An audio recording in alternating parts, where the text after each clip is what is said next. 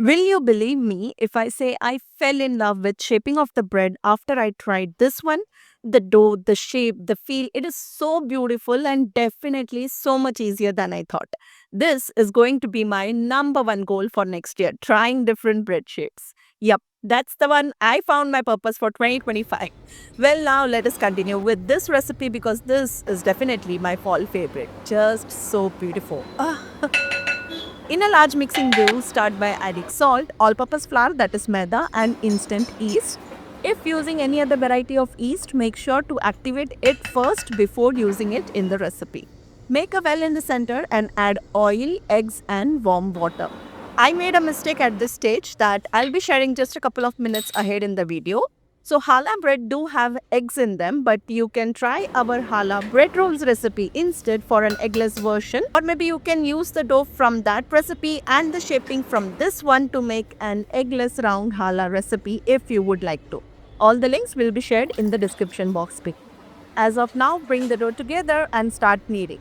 While kneading the dough, I somewhere felt that the dough is so dry. I was sure I had measured the water correctly, so I was wondering how in the world is this dough so dry? Whereas brioche bread dough are meant to be moist and feel so good.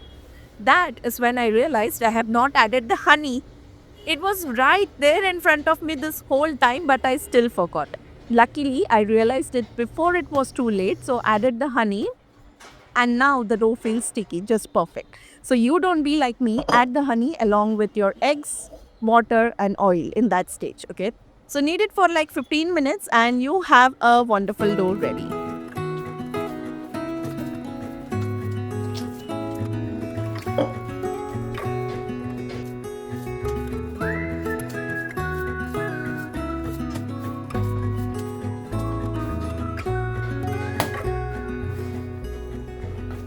Do you recall when we were young, running from all things at once, without thinking twice? If you are wondering the process of kneading the dough, I have shared it in a couple of videos. I'll link a few of them down below in the description box below if you are a beginner in this step. That being said, using a stand mixer would make your job even more easier because all you have to do is just dump all the ingredients in the bowl of your stand mixer attached with a dough hook attachment and knead it straight for 8 minutes on medium-high speed. That's it.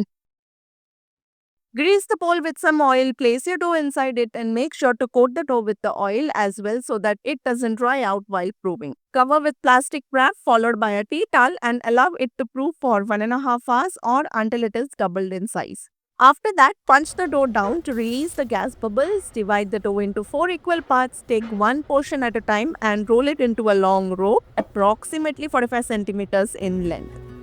And I knew it would catch up, and that we would be the ones left behind.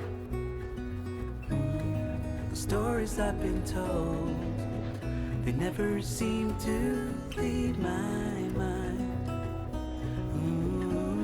And this road that I am on, I gotta stay here for some time. If the dough resists rolling or shrinks back, allow it to rest for 5 minutes before continuing. This resting time relaxes the gluten, making the dough easier to shape.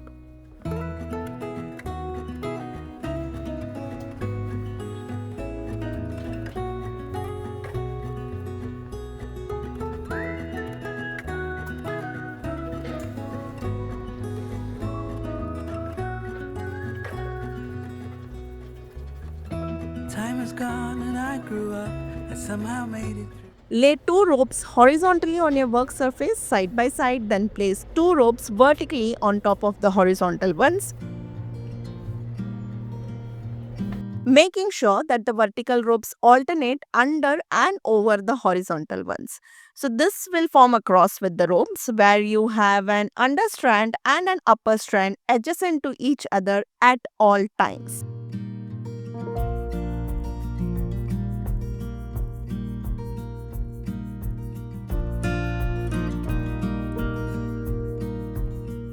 I found the gap in the center too wide, so I moved the strands a little closer to each other. Just note that we always begin with the under strands. So rotate each understrand in a clockwise direction, bringing it over the top of the adjacent strand one by one to complete the full circle. Now you will work in the opposite direction. Take the same understrands. Remember, always the under one goes over. So under goes over, under goes over. Just this time we are moving in an anti-clockwise direction. Repeat this process for this forms the second round of the shape. After completing the anti-clockwise round, we go the clockwise direction for the last and the third time. So always under, over, above. That's the rule.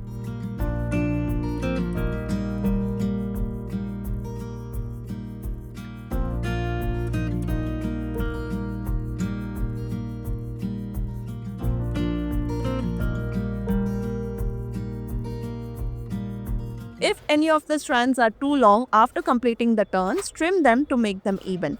You do not have to discard this, just give them a round shape like we do in a dinner roll and then bake them along with your challah bread. To secure the round shape, first punch the two together, making sure that it is tight enough, and then fold and tuck the ends of the dough into the middle. Place the braided dough on a parchment paper lined baking sheet, cover with a tea towel and let it rise for the second time about 30 to 35 minutes or until it has puffed up noticeably.